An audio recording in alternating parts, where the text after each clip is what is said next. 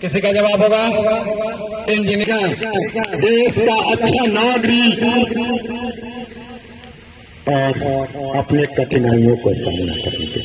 बहुत अच्छा बताया। देश से, हमारे देश में भी यही अपेक्षा है कि आप बेहतर नागरिक बनाने के लिए वह देश शिक्षा दे रहा है।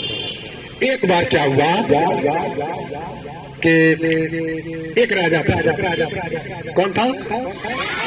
राजा अपने सिपाहियों के साथ शिकार के लिए चला, है ना?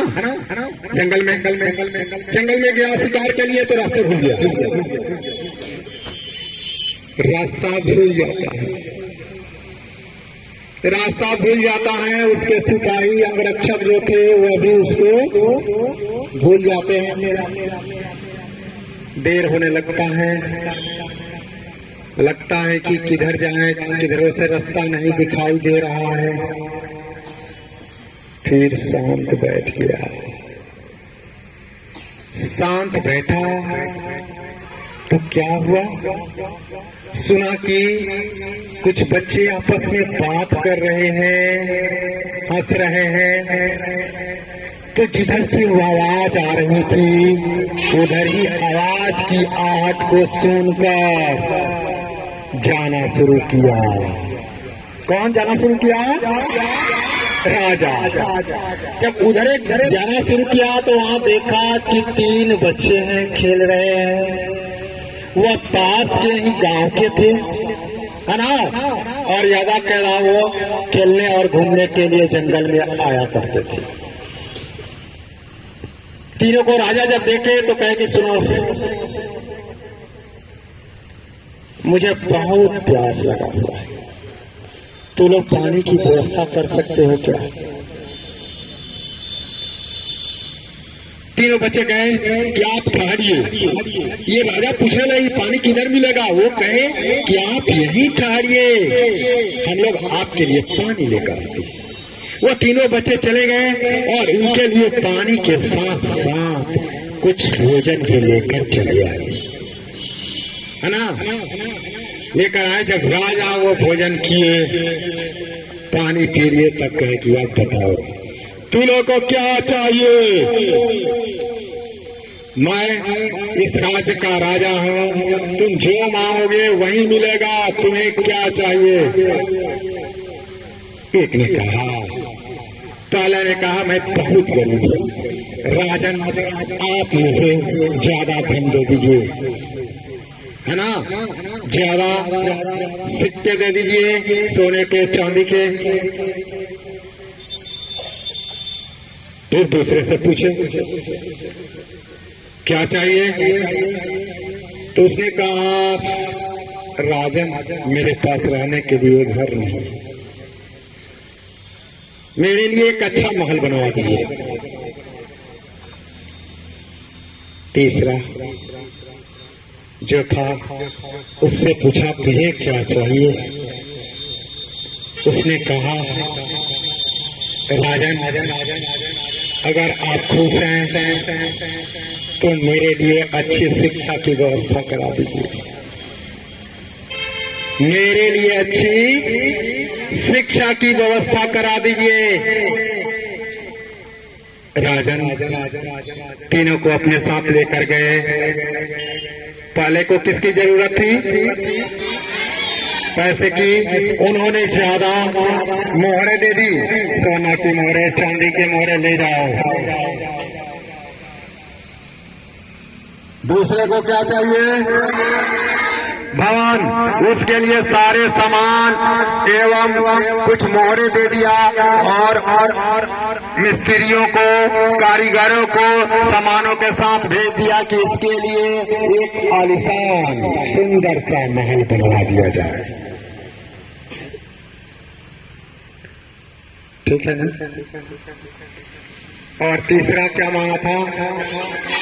शिक्षा।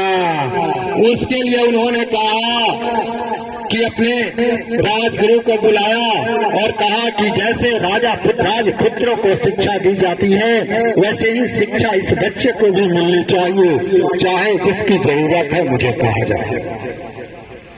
शिक्षा दिया जाने लगा। वह बच्चा पढ़ने में तेज था और वह राजा का सबसे बेहतर मंत्री बना। राजा के बगल में उसे बैठाया जाता था, राजा उसके सलाहों को मानते थे और उस पर अपना कार्य करते थे। कुछ दिनों के बाद राजा क्या हुआ कि कुछ ऐसी घटना घटी कि जिसको पहले को क्या दिए थे, मोहरे दिए थे, पैसे दिए थे, जो धन मांगा था।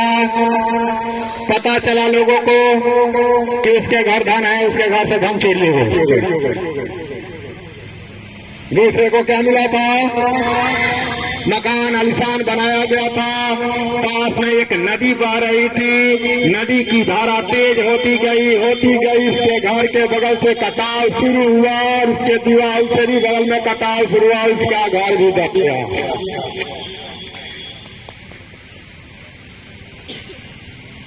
दोनों राजा के पास आते हैं,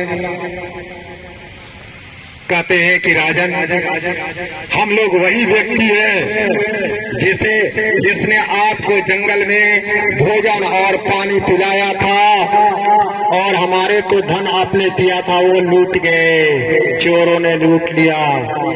दूसरा ने कहा मेरा घर जो था वह नदी में बह गया, मेरी सहायता कीजिए। और वो कहे कि दोनों तुम ही लोग हो। तब ये सब पूछने लगा कि अब तीसरा हम लोग के था जो आपके साथ गया है, वो कहाँ है? वो कहा देखो तो तुम्हारे सामने कोई बैठा है मेरे बगल में। उसने कहा कि अरे ये तो वही है जो आपका मंत्री बनकर बैठा हुआ है। फिर क्या हुआ? राजा ने कहा देखा ना, काश तुम लोग भी उस टाइम में शिक्षा मांग लेता, न चोर चुराता, न पानी में बह पाता, न आग जला पाती, और ये देखो मेरा राज मंत्री बनकर बैठा हुआ है। क्या मिला बेटा?